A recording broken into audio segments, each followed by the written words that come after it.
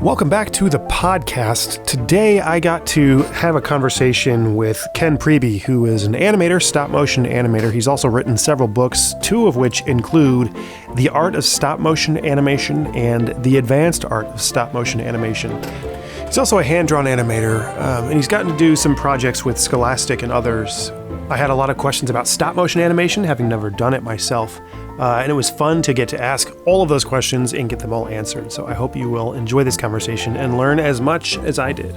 I kind of got bit by the animation bug during college. I grew up in Grosse Pointe, Michigan, and went to University of Michigan in Ann Arbor after high school. And wasn't really 100% sure what I wanted to do when I was there, but I started taking film classes. And around the same time that I started taking film classes, Wallace and Gromit's short film, The Wrong Trousers, came on television quite randomly. And I had seen stop motion before, like I knew what it was. I grew up with the California Raisins commercials. And the first time I'd ever seen stop motion actually being done was when I was like 5 or 6. And I saw behind the scenes TV special about The Empire Strikes Back, and how they did the animate stop motion effects in that. And so I always kind of knew what it was and how it was done. But when I saw Wallace and Gromit, and Nightmare Before Christmas had come out more or less in the same breath that same year. And it kind of got, because I had the opportunity to actually take film classes and actually, work with cameras that would do stop frame, I kind of thought, I should really try this because I like to draw, I like to sculpt, I like to do voices, I like music, I love film and art. And so for me, it was at that time, it was kind of a way to put everything together. So I kind of fell in love with animation while I was there. And they didn't really teach animation formally. I did take a couple animation courses, which were really more digital animation classes. But I did an independent study. I made my own short film with live action and clay animation together. And then a local animator named Steve Stanchfield hired me to work with him as a summer job. He was doing animation for a company called Media Station, and they were doing CD-ROM games for kids. And it wasn't stop motion. It was all hand-drawn, like little, animations. So then after that, I decided I wanted to do this more, and moved out to Vancouver because they had a 1-year animation program at a place called Van Arts. And at the time it was just an animation school. And I did hand-drawn classical 2D animation for a year. And then I got the opportunity to make a short film there. And there was this new software called StopMotion Pro, which had just come out, and it allowed you to shoot the stop motion digitally, in where the frames would be stored in the computer as opposed to on film, which is how I had learned it. And so one thing led to another. And then someone at the school said, some of the other animation students want to learn what you're doing with this stop motion stuff. Would you be interested in offering a workshop? So I did that, and that grew into a part-time course, which I taught there for many years. And then that led to a publisher contacting me and asking me if I might want to write a textbook about stop motion. And then a few years later, they wanted a follow-up, like a volume 2, like an advanced volume. And then I got to teach stop motion at a couple of different colleges as well, at Academy of Art University. And more recently, I've taught stop motion at Emily Carr University here in Vancouver a couple summers. Most of the commercial work that I've done has actually been hand-drawn animation. He slips and slides on a banana peel. He lands on the pillow. My background and experience in stop motion has mostly come from teaching and the student films that I did, ages ago. So I've done a lot of stop motion courses for grownups and also for kids. I've done stop motion workshops for kids many years for now, which has been a lot of fun. But I've also done a lot of hand-drawn animated films for a buddy of mine named Galen Fott, who runs a studio called Big Fott Studios. And he directs animated shorts for Weston Woods, which are all based on children's books. So most of my work that I've done more professionally has actually been 2D animation, but stop motion is sort of the other medium that I do dabble with occasionally. So. Yeah, it's interesting. It's fun you mentioned Weston Woods. That's a new name in our home. My son, he's 3, and so we've gotten these little DVDs, and I'll see that kind of name come up, and I'm like, oh, interesting. I wonder who that is. Fun. Right. Yeah. Yeah, I do think stop motion animation is kind of a different form of animation. Were you particularly drawn to stop motion animation, or has a lot of the teaching opportunities and things been sort of more happenstance? Like, kind of, is there a particular draw to stop motion? Yeah, well, there's definitely a draw to it. I mean, the draw to it, I think, comes from like I said, growing up with it a lot. The earliest stop motion I ever saw was probably on Sesame Street and Nickelodeon and stuff. And of course, Star Wars, without even realizing it was stop motion until I saw on TV how they did it. I think the draw to it that people have has a lot to do with the fact that it is that it's like we grow up playing with action figures and dolls and Play-Doh and making things with your hands, if you're lucky, and if you have, a lot of arts and crafts stuff as a kid that you do in school and stuff. And then, we all play with dolls and imagine little scenarios, whether it be dinosaurs or, whatever. And so we have that sort of memory in the back of our head of like, this is what it feels like to touch a little tiny figure and make it wiggle around and pretend that it's alive, which is a lot kind of like puppetry. It's the same thing as putting a sock on your hand and doing, a sock puppet. So we all have that memory in the back of our head, and we remember what it felt like and what it felt like in our fingers. And so when you watch a stop motion film, I think in the back of your head, everybody kind of has an idea of how it's done. But the fact that these characters are moving on their own without the animator's hands actually in the frame, but they were actually in the frame in those moments between all the pictures that they took, between the frames, right? So I think that's where, on a kind of a spiritual and psychological level, I think that's where the draw and the pull to stop motion tends to come from. I think there's a lot of memories in our head that make us react to it. Yeah, interesting. Yeah, stop motion animation is, to me, is something that simultaneously it kind of makes a lot of sense, and then is also the most mysterious form of animation in my mind. So specifically to get kind of in some of the nuts and bolts. So the illusion of life is kind of something the Disney guys talked about pursuing and really kind of achieving, like drawing, frame by frame, creating someone who looks like they're thinking and breathing and feeling. And that's something that makes sense to me in the world of animation, because you can really kind of draw those things frame by frame. But in stop motion, I think there are probably different challenges for creating that illusion of life.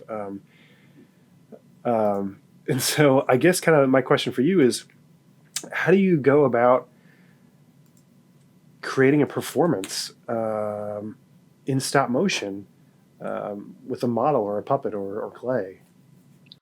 Yeah, it's a good question because it's different from other forms of animation in the sense that it's kind of like going on stage and doing a performance with very little rehearsal. And because a stage performance is a one-time thing. It happens and then it's gone. And that's what a piece of stop motion is like, because you have to literally start from frame one and keep going straight ahead. And then, of course, you're also dealing with gravity. The puppet may fall over. You're dealing with a physical object that's built out of, wire and joints and clay or whatever, and it's a lot of those materials can be very top heavy. And so it's very, your puppet might break, it might fall over, you might bump into a light accidentally. And, but in terms of So all kinds of things can go wrong because you don't have the same level of control that you have over 2D or CG, where you animate your keyframes and then you fill the in-betweens in later. So I think that you as far as creating a performance, I think it's a lot like just thinking and planning as much as possible. One of the things they did on shows like Nightmare Before Christmas, and when they started using frame grabbers, where they could actually shoot, they could actually see their animation a bit more as they were doing it. Whereas in the old days, you had your camera pointed at your puppet and you were basically shooting in the dark. You had no idea what it was even looking like until you sent the film to the lab and got it back. But once video assist and then computer tech and computer software came in, where you could actually see what you're doing and go back and view it and see all your paths and your arcs and check them as you're doing it. And you could even delete a frame if you don't like it. That's given a lot more control to animators over the process, but it also allows you to actually do like a blocking test. Like they would actually do pop throughs where they would animate puppets on 10s or 15s and just kind of like pop them through a scene, just kind of move them through. Wow! He's funny. What are you doing? I'm shooting fire. You're crazy. Which is kind of the same thing as storyboarding. You storyboard and plan out your layouts and do like a really rough layout of your drawn character before you commit to actually doing the final drawings. So it's the same process. It's the same, if you have the luxury of doing that on a feature film, you would. On a TV series, you might not, and you have to kind of fly by the seat of your pants. But it just comes with practice, like anything else. I think it comes from thinking like an actor and playing with the puppet, seeing what kind of poses you can get out of the puppet, and just really, I think, thinking about it and acting it out yourself. Some animators might use video reference, which I actually did. Because I was schooled in both 2D and stop motion, I would sometimes animate a sequence with drawings first, just with really scribbly drawing, because it didn't matter what the drawings looked like, because I was only using it for reference. And then I would just go back and use my drawn animation as a reference and just try to make the puppet match what each drawing looked like.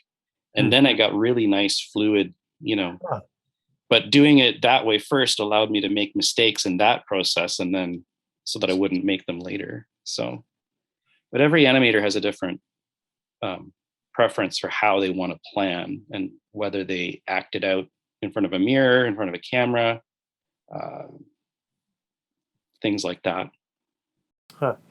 Interesting. That's so fascinating. So I'm curious, let's say you do bump a light, or you do make a mistake, like, oh my gosh, this animation is not really working the way I wanted it to.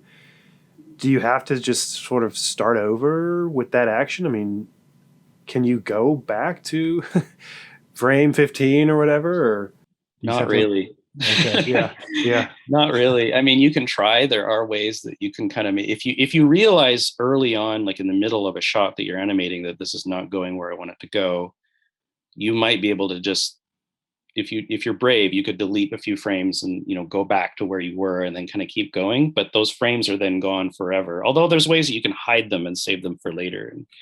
But because I learned it on the fly on film, where I didn't really have those luxuries of all that kind of stuff, I kind of got used to just flying by the seat of my pants and just, going straight ahead. It's a lot like life. You can't go back. If you do something and make a mistake in life, you can't go, it's not like you have a time machine where you can go back and fix it and then start your life over again from that point, Interesting. Yeah. Yeah. So it's kind of like a sort of, it's a style of animation where you're always kind of have that pressure over your head, where it's like, I only have one shot, like one chance to do this and make it work. But sometimes the puppet kind of has a life of its own, and you kind of have to wrestle with it, but kind of also let it guide you along. And sometimes as you're animating, you might come across a different idea in the middle of your shot and be like, oh, wait a minute, what happened if I did this? And be open to surprises. And sometimes it'll just work. Sometimes it won't. Sometimes, yeah, you may need to do a shot over again. I did that a few times too. But it depends. That's why learning it as a student is great, because you usually have the luxury of making mistakes and going back and fixing it. Yeah, that's interesting. You mentioned just the idea of kind of working with the actual puppet and kind of letting it sort of be a part of the process. I remember watching sort of behind the scenes things for Fantastic Mr. Fox. Honey, I'm 7 non-Fox years old now. My father died at 7.5. I don't want to live in a hole anymore, and I'm going to do something about it.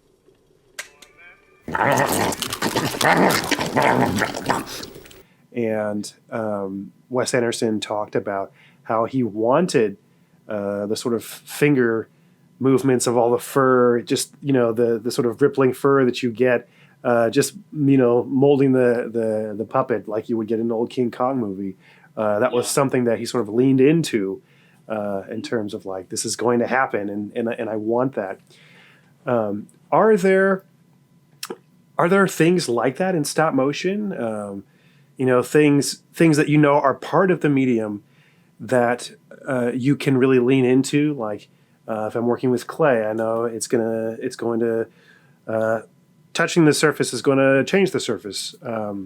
Or I'm working in a medium that doesn't naturally have motion blur. Does that change the way is that something you take into account in stop motion? Yeah, still trying to wrap my head around like the medium itself and where you lean into its attributes.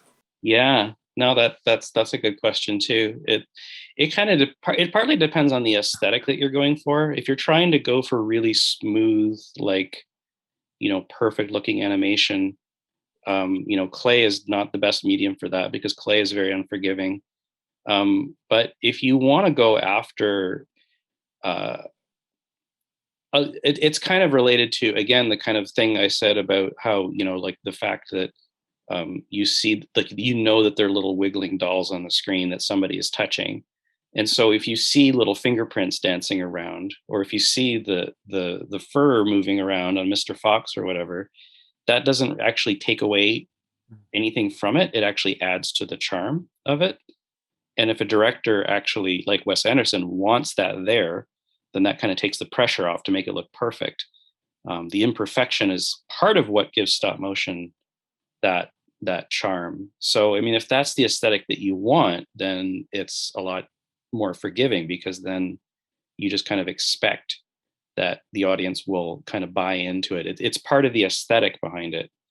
Whereas other films like Corpse Bride is an example. It's so smooth and so fluid, it almost looks very similar to computer animation, because they just really amped up the smoothness and the technical quality, and it has a certain beauty and grace to it, but it's a different aesthetic than a film like Fantastic Mr. Fox. It all comes down to kind of, I think the vision of the director will kind of determine how perfect they want it to look and smooth, and kind of like if they want to hide those blemishes. And digitally now you can actually, a lot of the things that used to be hindrances in stop motion, like if you wanted to make a character fly, back in the days, they would actually suspend puppets on little thin monofilament strings and have them fly through the air, and hope that the strings wouldn't show up on camera. Now you can actually have the rig visible in the shot, have a stick holding the puppet up, and you can erase that out digitally. And that's how a lot of animation's done now. So some of the things that used to make stop motion a lot more unforgiving, technology has made some of that easier to do. Interesting. And you've sort of alluded to this already in some of the things that you've said, but one of the greatest mysteries to me, just in terms of stop motion animation, is timing. And hand-drawn and 3D, you can do an exposure sheet and you can figure out frame 15. This is how does that work in stop motion? Well, you can still use an exposure sheet in stop motion as well. Hmm. and you can plan it out ahead of time. Okay. I talked about this a lot in my books, actually using exposure sheets, because a lot of the techniques kind of crossed over from what I was doing in classical animation, and I just sort of tried to see if stop motion could do the same thing. Um, so yeah, you can have all of that. You can do pop throughs. You can do, this is when it comes to timing. This is what I always tell. This is what the mantra I would give my students year after year after year, and it's something that I learned as an animator and going to school is that, okay, so if it's 24 frames per second and you're shooting on, assuming that you're shooting on twos, so taking two pictures of every little move that you do, it basically takes, like, my rule of thumb with timing is that it takes 6 frames to feel an action, 8 frames to really see it, and 12 frames for the mind to completely register it and for it to get stuck in the brain. And I tell my students that all the time because they get so wrapped up in this stop motion, this repetitive, move, click, move, click, move, click. It becomes this hypnotic kind of a thing. But you also need to understand that it's not just move, click, move, click, move, click. It's actually slowing your character down, easing them into a hold, and then actually giving them a hold for maybe 8 frames or 12 frames, and then easing out of that hold and into the next pose. Um, but you kind of have to train your brain to think in terms of 24 frames per second. So if you know that there's a movement that you're trying to create on screen, the timing in your world doesn't matter. All that matters is what's on screen. And so if you think, okay, so if it takes 6 frames to feel something and it's a quick little action, that means I need to do 3 of those. It's going to take 3 moves just to feel that quick little glance or that quick little action. And in order for people to really see it, I need to do 8 frames. So that's like at least 4 moves. And then if I really want the audience to see this pose or see this action, I'm going to have to do more frames. Maybe it'll be 10 or 12 moves of the puppet. And then maybe I need to ease into a hold. It's the whole principle of learning timing is not something that all animators grasp right away. It came very naturally to me because I grew up as a kid watching a lot of animation on VHS with the pause button and the advanced frame button, and actually looking at, how these motions happened. And I also grew up learning music. And so I learned about timing and meter and measures and whole notes and half notes, and the fact that not every note is exactly the same. Some notes are longer, some notes are shorter. So when I started learning animation, it came very naturally to me. It doesn't come naturally to other animators. They have to kind of learn it. They have to come at it a different way. Some animators really struggle with timing. Others don't. But a lot of it just comes down to understanding that, the time frame that's on screen is actually what matters. It might take you 2 hours of your time, but what's on screen is really just going to be like a quick little bloop. With kids, especially, kids don't, when you do stop motion workshops with kids, they don't understand timing at all because you get them through that and they just want to see it play back. And then I play it back at like 12 frames per second or whatever. And they go, it's moving too fast. And I go, well, then you need to do more moves. And I show them how it works. Like I said, if you want to make it slow, and that's really the most basic thing with stop motion because it is straight ahead. If you want a slow movement, you just need to take more pictures. If it's a fast, snappy, quick action, then the poses of the puppet can be farther apart and you'll get a better effect. So people always ask, how many frames does it take to do a motion? It's like, well, it depends. Is it a fast motion or is it a slow motion? Because the frame rate is consistent. It's how you manipulate the distance between those frames. And particularly with stop motion, it's the distance between all the movements that you're making straight ahead of that puppet. Then that's where the timing comes in. And it's just something that you master over time. Yeah, interesting. Yeah, that makes sense. You talked about kind of even easing into emotion or out of. Does stop motion sort of make use of the 12 principles of animation? I mean, Interesting. Okay. I think so. Yeah. It depends on the medium. I mean, the hardest one to do is, of course, squash and stretch, because most physical puppets don't actually squash and stretch, but you can actually do things like replacement heads that will have Oh, like squash and stretch, where it's almost like a hybrid of 2D animation, where instead of a series of drawings that are all different, you have a series of body parts or heads that are all different. And that's one of the ways you can get squash and stretch into stop motion. Um, but things like anticipation, posing, appeal, all that stuff is the same. If a character is going to pick up an object, have them move their hand up before they come down to pick it up. That's anticipation.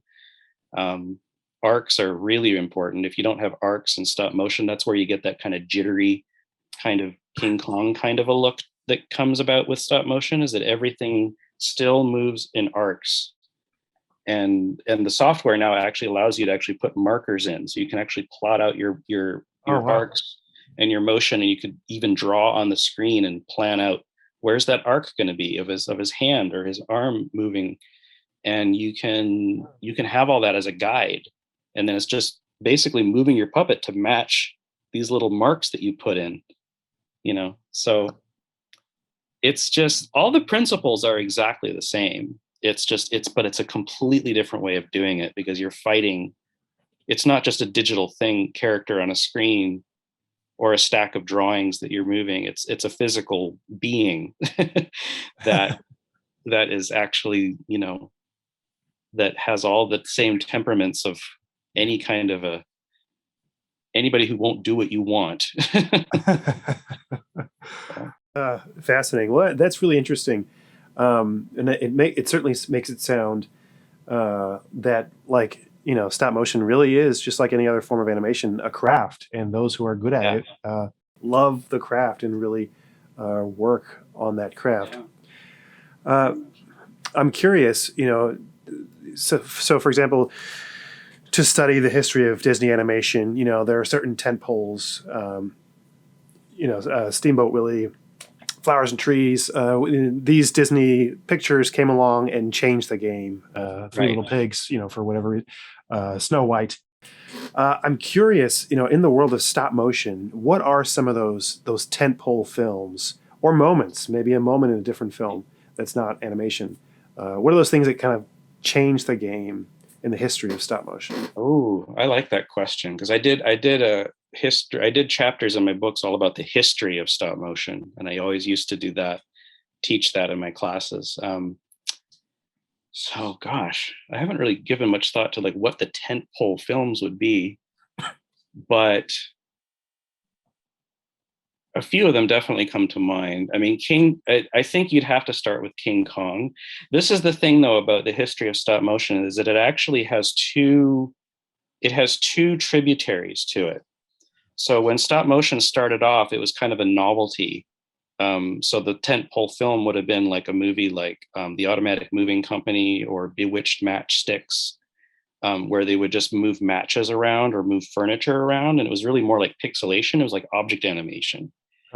Then in Russia, there was a filmmaker named Ladislav Starevich, who was kind of like the Disney of stop motion, because he was the first person. Walt Disney was the guy who came along and basically said, okay, like, I think we can actually use this medium to tell stories with real characters rather than just, moving drawings and bouncing cats. That kind of was the novelty of moving drawings, but he actually said, why don't we take it a step further? So Starevich was the one who did that for stop motion as a puppet animator. He made a lot of different films. The Cameraman's Revenge was probably the first tentpole film that he did, because he was also an entomologist. So he actually collected dead insects and beetles and butterflies. And he sort of put two and two together that, if you put wires inside these actual dead bugs, you could move them frame by frame on camera. And so he made this film about these little stop motion insects moving around, and people thought that he had trained them, like he got like a wizard to train these bugs to move and act on camera. But then so that's puppet animation, where the puppets are the only thing you see on screen and they kind of live in a miniature world. But there's another form of animation, which I call creature effects, which is what King Kong really started. King Kong was the first stop motion character, and they actually released a lot of false information about how it was done because they kept it as a closely guarded secret. Oh, wow. That was all done, like King Kong himself was only about 12 inches high, but on screen he was made to look huge because it wasn't just a revolutionary film in terms of the animation effects, but also the compositing, like the matte painting and how they would create these mattes, like these backgrounds and composite the puppet into the screen. And then you'd have the little actors, looking tiny on the screen because they're projected onto the set a frame at a time. Just these really wacky techniques, right? So it was revolutionary, not just for stop motion, but for film. But beyond that, King Kong was an actual character. Like you actually cared about him and you felt for him at the end of the movie, And then that, of course, got Ray Harryhausen, who was Willis O'Brien was the guy who did the effects for King Kong. Ray Harryhausen took it a step further and made creature effects like Jason and the Argonauts and the Sinbad films, and then in the 80s you had tons of movies like the Star Wars and Willow and the Terminator. Like all those movies had stop motion in them, because if you wanted a dinosaur or a creature or a robot or a monster in the film, especially one that was supposed to look huge, you did it in stop motion. That was the only way to do it. Mm-hmm. But the tentpole film that stopped the creature effects medium, or the creature effects use of stop motion, was Jurassic Park, because they were originally going to do stop motion dinosaurs in Jurassic Park. But then computer animation had gotten to a point where they could actually do some tests and make dinosaurs that were a lot more realistic. And when Spielberg saw that, he said, like, forget stop motion. This is the way we have to go. But the same year that Jurassic Park came out, 1993, The Nightmare Before Christmas also came out the same year. It's as real as my skull, and it does exist. Here, let me show you. And that was the first, no, it wasn't the first stop motion feature film ever made. A lot of people think it was. But it was actually the first one to receive worldwide distribution. Before that, stop motion feature length films were very kind of spotty, few and far between from different countries. But that was the first one that actually had a Disney level, because it was Disney owned it because Tim Burton wrote the story while he was an animator working on Fox and the Hound. So they owned it. And so because Tim Burton now was, Mr. Batman, they said, oh, he's a big time director. Let's bring him back and make this film. So the fact that movie came out the same year when the creature effects kind of river basically came to an end, the puppet animation river kept going, and it actually even got better because of the digital tools that allowed animators more control. The only other tentpole film I can think of is actually a TV series, and that was Gumby, because Gumby was the first show that brought clay animation to the forefront. And then Will Vinton took it a step further when he made a film called Closed Mondays, which was the first stop motion film to win the Academy Award for Best Animated Short. In fact, they changed the name of the category from Best Cartoon to Best Animated Short because of Closed Mondays, because it wasn't a cartoon, because it wasn't drawing, it was actually clay figures moving. And they said, what do we call this? We said, well, we'll call it an animated short. So anyway, I think those are some of definitely the tentpole films in the history of it. That's fascinating. That's really interesting. One of the things that I think is, unfortunate in general, is that when there is something new or different, that people seem to be quick to say that the old is dead, right? So when 3D animation comes out, hand-drawn is dead. It's dead. We don't need it. It's dead. I'm sure we said the same probably. That went on for years. And I'm sure, in as much as hand-drawn has received that, and probably to some extent still does, it's probably worse for stop motion animation.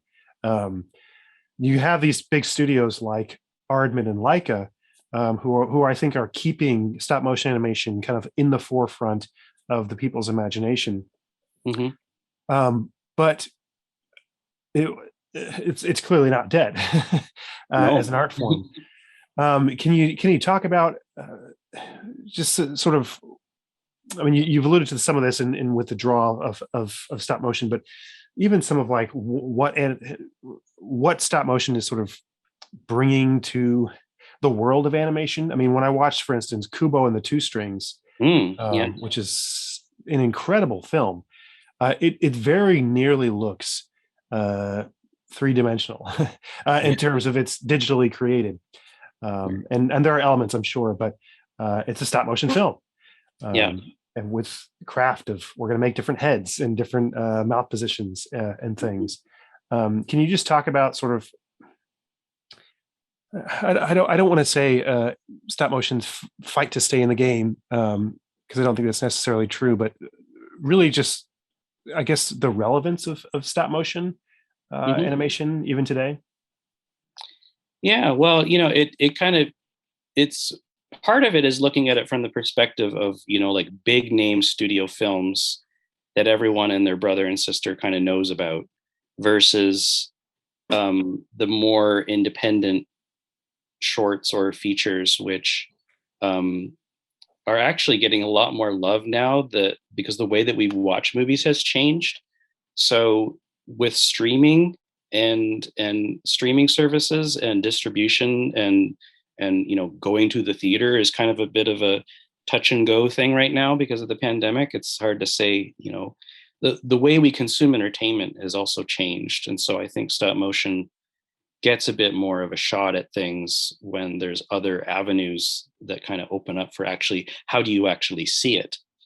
Because I'm part of this sort of animation world, and I've gone to a lot of animation festivals, and I've met a lot of people in the industry, and not just people who work at the big name studios, but people who work for maybe a smaller studio that most people never heard about. So I'm constantly telling people about animated films that I know about, and the people in the animation circles and the people who follow animation websites know about. But your average person that you might see at church or at school, probably have no idea.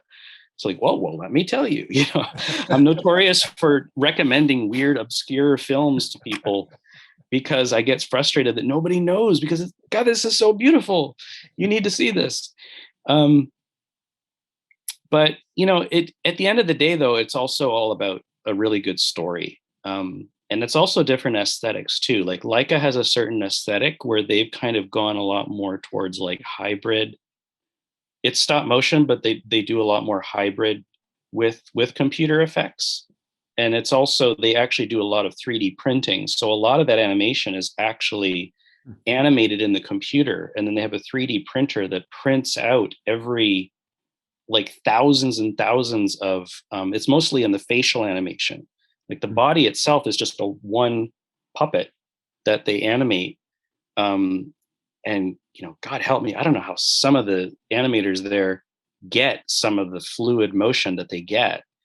But the faces are all like animated in a computer ahead of time. And then each face is printed out with a 3D printer. And then they just attach that face onto the puppet for every frame. So some of it's kind of CG, but it's actually like bringing what you can do in CG into the physical world. It'd be like if you could print out your computer animation, which is literally what they're doing. They're printing out their computer animation. And that's why it has that look. But then they might mash it up with, certain effects that are actually maybe more digital. They do a lot of more digital compositing. So they are kind of in this really high level technical kind of a thing. But then you compare that to someone like Wes Anderson, who I absolutely adore. He's one of my favorite filmmakers, whether it's a stop motion film or not. And he makes a film like Fantastic Mr. Fox or Isle of Dogs, which is a completely different aesthetic because the textures and everything feels handcrafted. I mean, even a movie like Moonrise Kingdom feels handcrafted because that's his aesthetic. That's just how he makes his films. So his style of filmmaking matches that really, really well. There's a fantastic stop motion film on Netflix right now, which came out only about a month ago, called The House. And if you haven't seen it, it's absolutely fantastic. It's kind of like if Wes Anderson and David Lynch got together over a couple glasses of scotch and decided to make a film together. But it's made by it's some of the same people who worked on Mr. Fox are involved with it. So some of the puppets it's actually an anthology. So there's 3 different stories done by 3 different stop motion filmmakers, and they each have their own style. Like one of them is actually puppets are all made out of felt. And you can actually see the felt moving on their faces as they move. Huh. And then there's another story where the puppets are a lot more Mr. Fox-ish, like they're like real fur, real cat fur kind of a look. But then Henry Selick also has a stop motion film coming out on Netflix called Wendell and Wild, which the trailer hasn't been released yet, but there's been some images. And then Guillermo del Toro is finally making his stop motion version of Pinocchio, which they just released a trailer. So 2022 is actually one of those years. Like, this is the thing about stop motion features, is that every few years, there's like 1 year where there'll be like 4 or 5 stop motion films that come out all in the same year. And this is another one of those years. The last time it happened, I think, was when like Curse of the Were-Rabbit and Corpse Bride came out within the same year, So I mean, that's because stop motion takes longer to do, and it's kind of done more by people on the fringe. It's not done by the big, Disney, Pixar, DreamWorks places. It's done by the people on the fringe, and that's why you don't see it as much. But when you see it, it's usually a great thing, because it is, like you said, something new. It's something different. And people will either wake up to it or they won't, or it'll become a cult film and they'll discover it over time, even if the box office isn't good. But again, if it's a good story, it doesn't matter what medium it's in. Yeah, that is true. That's one of the things I've learned. I'm a big fan of Genndy Tartakovsky's Samurai Jack, and one of the things I learned just watching that show is, and they have incredible artwork, but their characters are all very minimally, simply designed, and it taught me that like, it's not how you draw, it's what you do with how you draw. And I'm sure it's the same with any kind of medium in animation. Like, it's not how you animate, but what you do with how you animate. Stop motion. Yeah. Being a part it's of a combination of really good character design and really good story, and not just really good character design, but appealing character design. And appeal doesn't necessarily mean, cute, or it's not just for the heroic characters. Like, villains can be appealing as well. In a lot of cases, villains are more appealing. Yeah, that's true. You mentioned Wes Anderson, and I love Fantastic Mr. Fox. I think it's a great picture, and I'm astounded with the level of control that he appears to have over any movie he makes, but that one especially. But it was kind of sort of fun thing to learn that behind the scenes as they were making this film, one of the things I guess they didn't realize until they had shot all this footage was that the humidity in the room with the set was changing over time, and the increments in what that was doing to the set was so minimal that they didn't see it until they went back and watched all this footage, and suddenly their set is sort of breathing and kind of moving around as it should not be. That, I think, is something that, gosh, how easy to overlook is that? So I guess the question I wanted to ask is, are there kind of general precautions when you're setting out on a feature film for stop motion that, like, this is what we have to do to ensure that doesn't happen? Oh yeah, there's a lot more cautions, because it's not like computer animation where it's in a digital box. It's the real world, and the real world does things, especially over time. There was a funny story about when they were shooting, I think it was King Kong, they actually tried putting real plants on the set, and they realized that was a bad idea because they would either wilt under the hot lights or they would blossom. Oh, wow. They play it back and be like, oh, wait a minute. It takes a long time for plants to grow and die. So kind of, these plants kind of moving over like time-lapse photography, right? Yeah, I mean, I tell things like this, these precautionary things I would tell a lot of this to students that I would teach as well, especially for the Academy of Art, because those courses were all online. So they had to actually set up, the way the school had it set up is they would do animation in their apartment or wherever. And then I would just look at what they did and tell them, how to make it better. For some reason, a lot of them didn't understand that the camera is not supposed to move. That's number one. Everything needs to be locked down really, really tight, except for the thing that you're animating. And then, of course, the thing that you're animating, if it needs to be tied down, you can tie down its feet to the set so that its feet don't move, and you can move the rest of it, but so it doesn't fall over.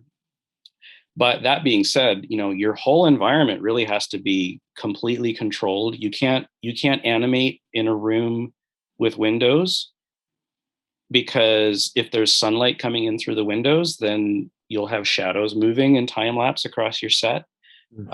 You do have to control, and this is more important on a feature film, because on a feature film, it's done over months and months and months. Whereas most students are not making a feature film, they're just making like an assignment or a short film. And in those cases, that whole like warping of the wooden sets, and because the reason that would happen in feature films is because the sets are all built on these like wooden platforms, and wood especially warps over time. And that's one of the problems that they would have on feature films. But really just, making sure that your lights are tied down, that your set is tied down, that your camera is tied down. And you have to give yourself kind of enough room to maneuver around your set without bumping into your light or bumping into your camera. Even your floor, it's better if you're in an apartment or a room that has like a wooden or a concrete floor, because if you have a floor that warps as you walk around, that's also going to cause, because your tripod's attached to the floor, right? So if your floor moves as you're walking, that's also going to affect the camera moving ever so slightly. So I always tell people, don't wear shoes, move around, or at the very least, stand in the same spot every time when you hit that capture button. And then you go back to your set and you move your puppet, and then you go back to that spot where you were, because you have to be out of the frame as well. And your shadow has to be out of the frame. I did a shot when I was in college. I did a film where I was animating this animated character scooting around across the floor, and I would actually crouch over on my knees and go over there, move the puppet, and then move back over to the side of the room where the camera was, take the picture, and then I would crawl over to the puppet, move the puppet, crawl back to the camera, take the picture, but I didn't move back far enough. So my shadow was actually in the frame, in the corner of the frame, dancing around like this, because my shadow was actually in the frame. And because it was on film, I couldn't see that. So there's all kinds of stuff. It also helps to wear black, because black absorbs light. So if you wear light colors, that will reflect light onto your set, and it'll cause fluctuations in the light and how light is bouncing off your puppet. And that will show up on camera when you play it back. So there's all kinds of stuff you got to think about. Yeah. There's a animator friend I work with from time to time. He likes to call those moments like gotcha moments. Like, what's the gotcha, right? Like, aha, gotcha. Here's a little. It sounds like there are plenty of those opportunities in stop motion. Gotcha. You were white. I know. It's the universe kind of conspiring against you to, make your life miserable.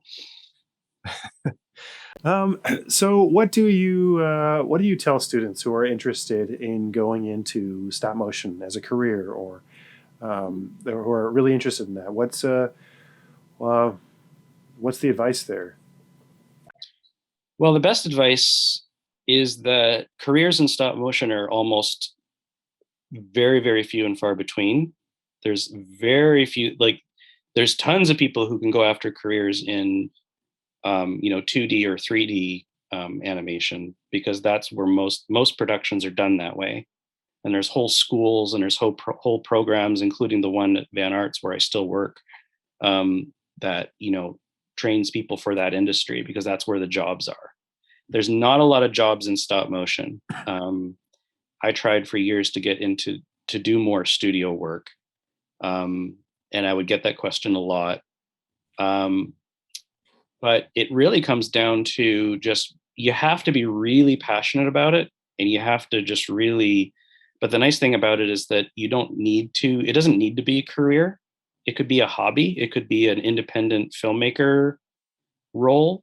There's a lot of animators who actually do. They get a job, like their career, like their day job might be in computer animation or 2D animation, but that doesn't stop them from making a stop motion film on the side. Actually, a lot of buddies of mine who are doing amazing stop motion have day jobs in a video game studio or in a computer animation house, right? So that's what puts bread on the table. But you can still make a stop motion film in your garage, in your apartment. And just that's really, if you want to do stop motion, I think that's really where you have to consider that that's probably what you're going to be doing. And if you keep doing that, but then, if you're lucky, then there are studios that do it. It might mean you might move to somewhere else where there's more of it being done. But if you're willing to do that, doors could open. The best way to open doors, and I tell students this all the time, is go to animation festivals.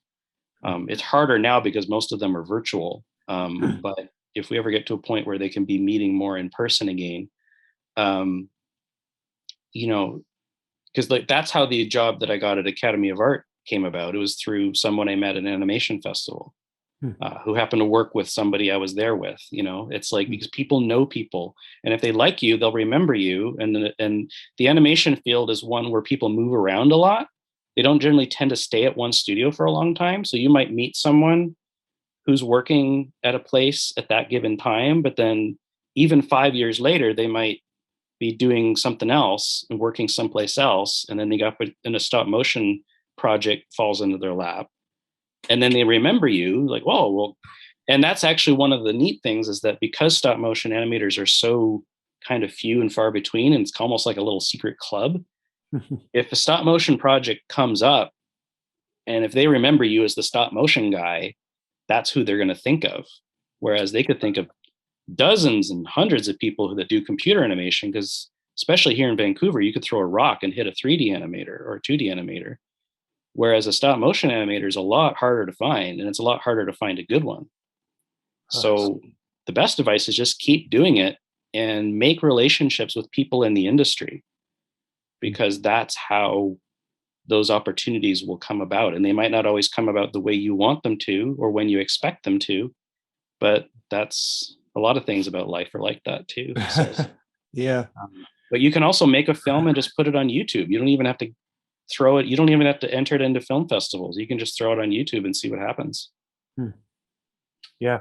Yeah, that's interesting. It reminds me, I don't know a lot about Aardman Studio and their history, but reading an interview with a director who was talking with them, it sounded like they just kind of started in a basement working on short film, and now they're Aardman Studio. So yeah, that's how they got started. It was Peter Lord and David Sproxton were just two British schoolboys who liked Ray Harryhausen movies and said, "Hey, we should do that."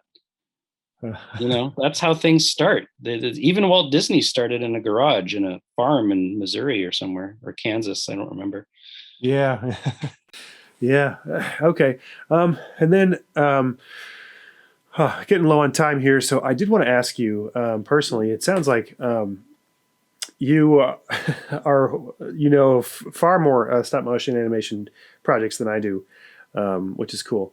But I'm curious, like, do you have what are some of your favorite kind of stop motion animated shorts or feature films? Oh, wow. Well, we've talked about Mr. Fox a lot, which I also adore. The Nightmare Before Christmas is my favorite animated film ever.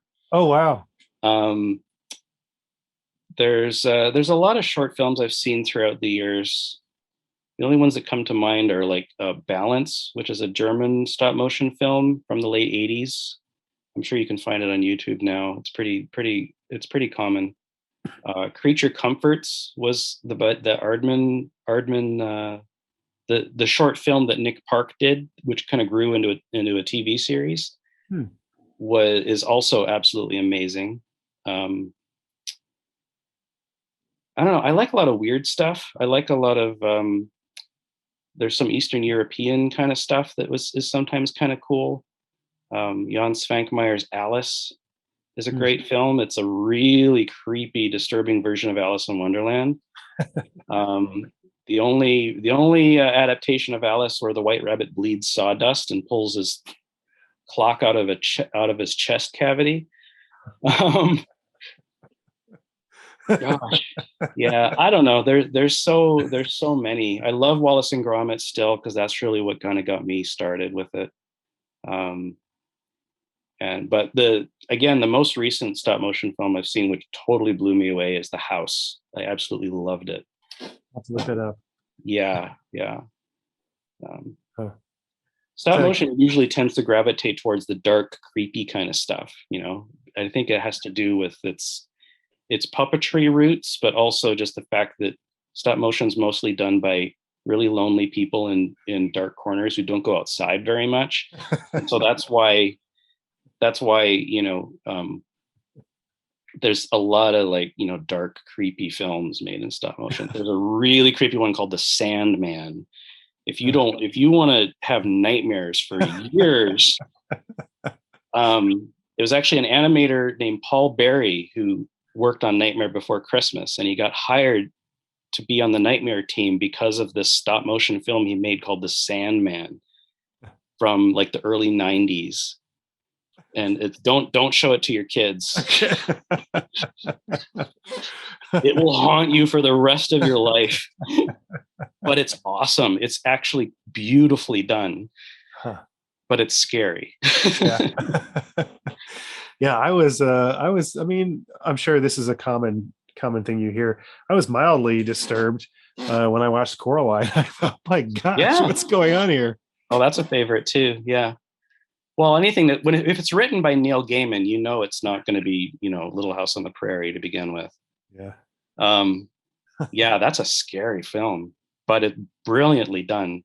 But it's the story and the medium of stop motion that makes that work.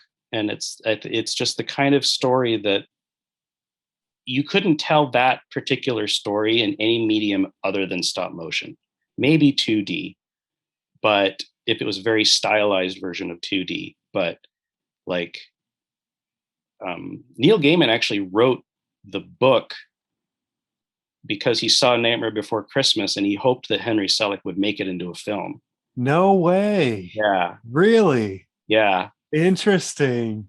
But when you're Neil Gaiman, you have that kind of power. Sure. Yeah. It's an actual possibility. Like, this might happen. Yeah. He wrote it for him. Wow.